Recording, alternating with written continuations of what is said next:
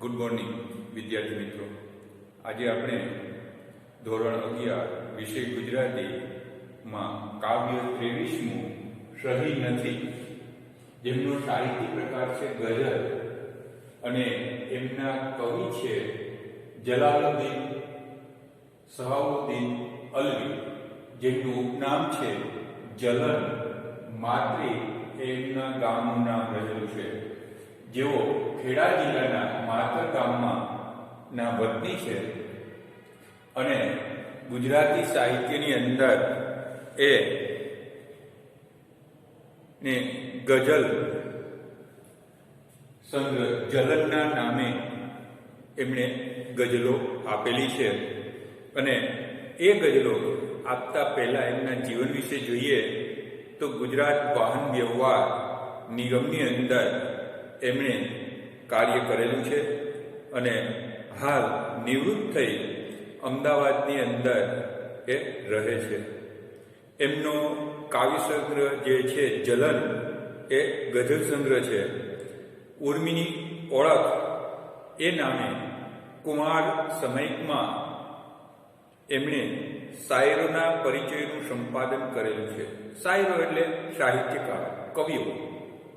એમના જીવન વિશે એમના પરિચય આપવાનું કામ તો કે એમણે કરેલું છે જલાલુદ્દીન જલન માત્રીએ.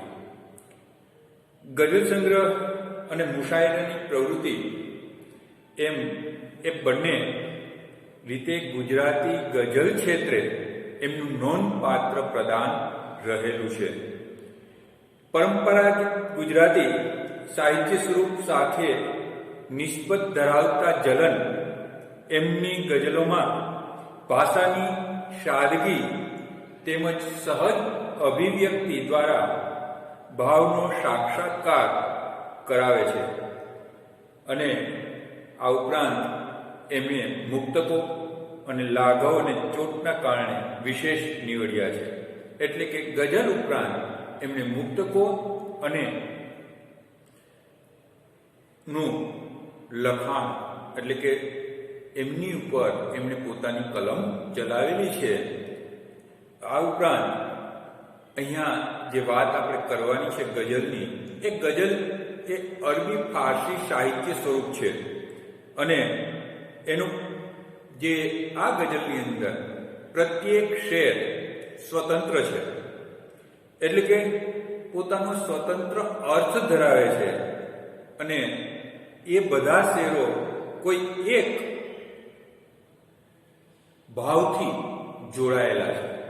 એટલે કે અર્થ સ્વતંત્ર છે પણ એનો ભાવ, એનું સંવેદન, એની લાગણી એક બની જતી આ ગઝલની અંદર આપણને જોવા મળે છે. હવે ગઝલની અંદર કવિએ બહુ સરસ રીતે વાત કરેલી છે કે ગઝલકાર માનવીથી તેમજ જિંદગીથી સંતુષ્ટ નથી.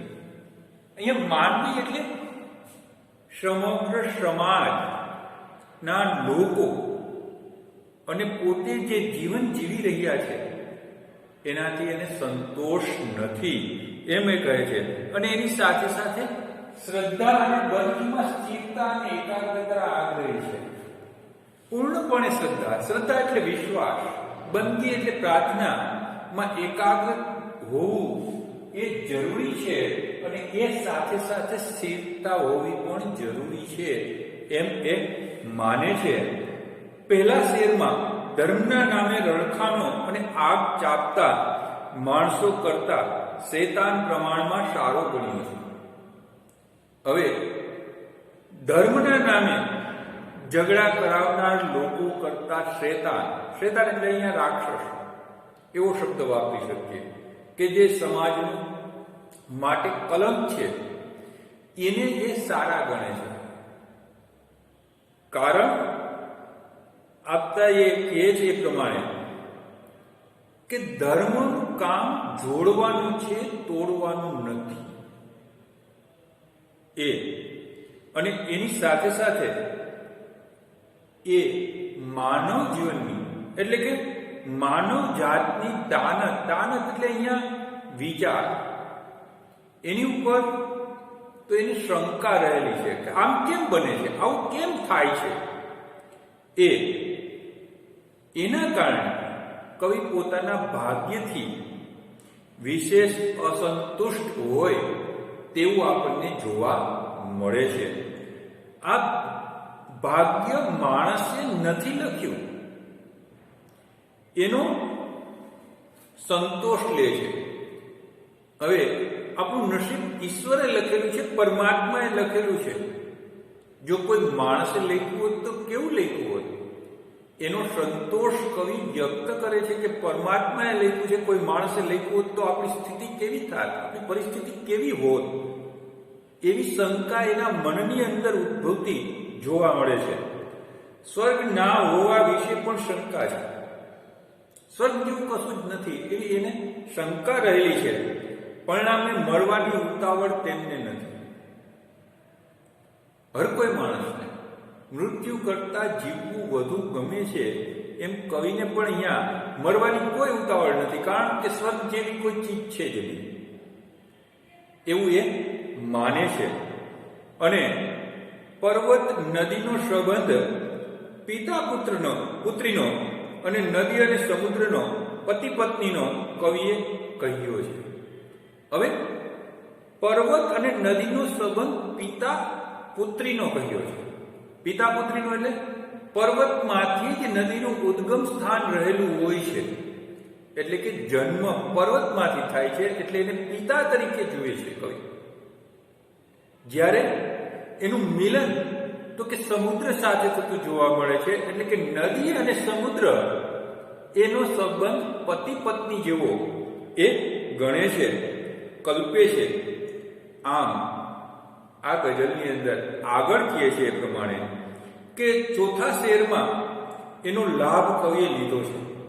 શ્રદ્ધાને સત્ય સ્વરૂપે જોવા તે કહે છે અને શ્રદ્ધાને જ સર્વસ્વ માને છે. વિશ્વાસ, મનુષ્યનો વિશ્વાસ જ સર્વસ્વ છે એમ કવિ કહેવા માંગે છે, અને એ જ સત્ય છે એમ પણ કવિ કહે છે. શૈતાનથી પણ ક્રૂરતાપૂર્વક માણસ વર્તી શકે છે, શૈતાન કરતા પણ ક્રૂર માનવ બની શકે છે એમ કવિ કહેતા છેલ્લા શેરની અંદર કહે છે કે જીવનમાં દુઃખ, દર્દ, પીડા, વેદના નો એટલો તો પ્રભાવ છે કે જરાક જેટલું સ્મિત અતિ ગૌણ બની જાય છે.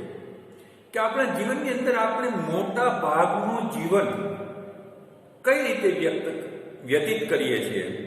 તો કે દુઃખ, દર્દ અને પીડામાં જ વ્યતીત કરતા હોઈએ છીએ, વેદનામાં, અને થોડું ઘણું જીવન સુખમય રીતે પસાર કરતા હોઈએ છીએ. બંદગીથી મનમાં સ્થિરતાના આગ્રહી છે કે પરમાત્માની પ્રાર્થના કરીએ તો આપણે સ્થિર થઈ શકીએ, અને એ માટે સ્થિરતા અને એકાગ્રતા જરૂરી છે એમ એ કહે છે. પણ છેલ્લે કહે છે કે મૃત્યુના આઘાતને ગૌણ ગણતા કવિ જીવનના આઘાતથી જ વ્યથિત થાય છે. એટલે કે મૃત્યુ તો આવવાનું છે, નિશ્ચિત છે, પણ જીવનના ઘટનાક્રમમાં સતત જે આઘાતો આપણને મળે છે એનાથી એ વ્યથિત છે, પીડિત છે, દુઃખી છે એમ એ આ ગઝલની અંદર આપણને કહેતા જોવા મળે છે.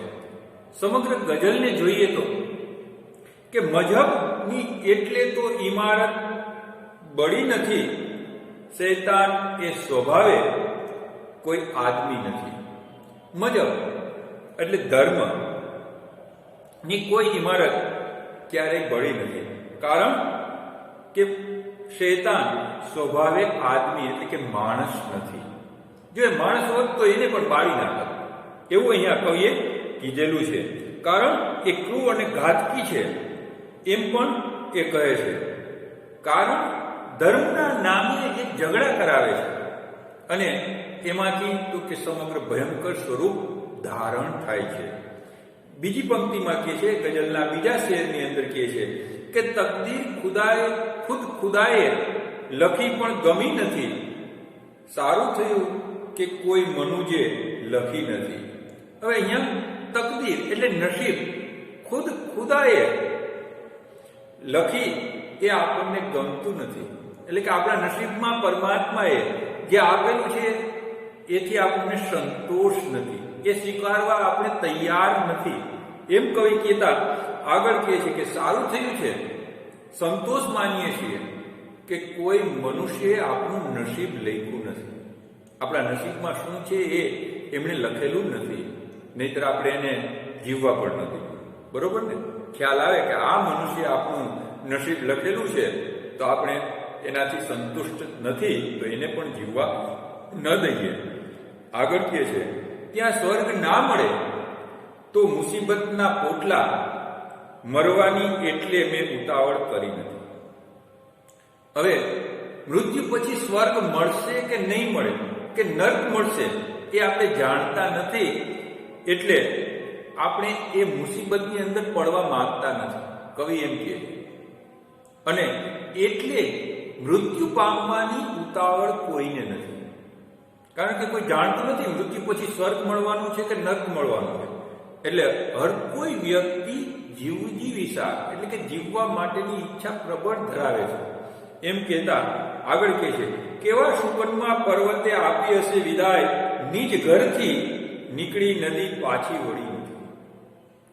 હવે અહીંયા નિજ ઘરથી પર્વત એ નદીનું ઘર છે, ત્યાંથી નીકળે છે, પછી નદી ક્યારે પાછી એ ઘર પહોંચતી નથી, એ તો સમુદ્રમાં મળી જાય છે. અને એના પિતા તરીકે પર્વતે એમને કેવી રીતે વિદાય આપે છે, અને વિદાય આપતા એ શું શું થયું હશે એમના હૃદયને, કેવા શુકર કરેલી એમણે વિદાય આપી હશે. એમ કહેતા કવિ કહે છે કે ક્યારેય પાછી ફરી નથી પોતાના ઘેર. આગળના શેરની અંદર કહે છે કે શ્રદ્ધાનો વિષય તો પુરાવાની શી જરૂર, કુરાનમાં તો ક્યાંય પૈગંબરની શી નથી. હવે આપણને વિશ્વાસ હોય તો આપણે કોઈ પુરાવાની જરૂર નથી, કોઈ લખાણપટ્ટી કરતા નથી, આપણે વિશ્વાસે બધું એમને સોંપી દઈએ છીએ, અને એ જ શ્રદ્ધા રહેલી છે કે તે કંઈ ખોટું કરશે નહીં અને તેમાં કંઈ ઓછું થશે નહીં, એમ માનીને આપણે કોઈ પણ ઉપર વિશ્વાસ મૂકી દઈએ છીએ. એ વાત કરતા અહીંયા ગઝલકાર કહે છે કે કુરાનમાં તો ક્યાંય પૈગંબરની સહી નથી. આપણે ધર્મગ્રંથ તરીકે કુરાનને જોઈએ છીએ, પણ એમાં લખેલા પ્રત્યેક આયાતને તો કે આપણે ઈશ્વર સ્વરૂપ સમજી લઈએ છીએ, પૈગંબર સ્વરૂપ સમજી લઈએ છીએ. એમાં એમની નીચે સહી છે એ આપણે ક્યારેય વિચારતા નથી કે આ એમણે જ લખેલું છે, એમણે જ કીધેલું છે, એમની સહી ક્યાં, એવો પ્રશ્ન ક્યારેય કોઈએ કરેલો નહીં અને કરશે પણ નહીં. કારણ શ્રદ્ધા છે, વિશ્વાસ છે, એટલે તો કે પ્રશ્ન ક્યાંય થતો નથી. હિચકારું કૃત્ય જોઈ ઇન્સાનો બોલ્યા, લાગે છે આ રમત કોઈ શૈતાનની નથી. હવે હિચકાર અહીંયા એકદમ માનવી ભયંકર કૃત્ય જ્યારે કરે છે એની વાત કરતા કે છે આ શૈતાન આવું કામ ન કરી શકે, આ મનુષ્ય જ કરી શકે, કાળા માથાનો માનવી જ કરી શકે.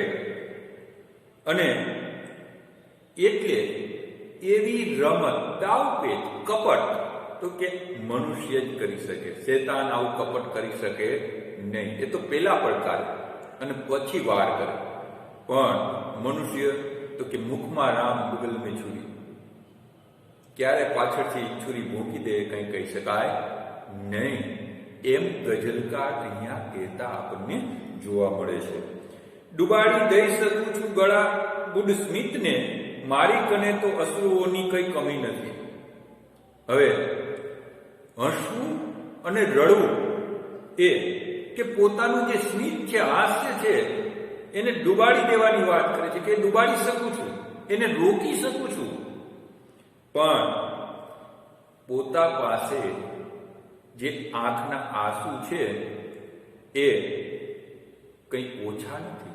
એટલે કે દુઃખ, સુખ કરતા દુઃખ વધુ અનુભવેલું છે ગઝલકારે, એ બાબત અહીંયા એ કહેતા જોવા મળે છે.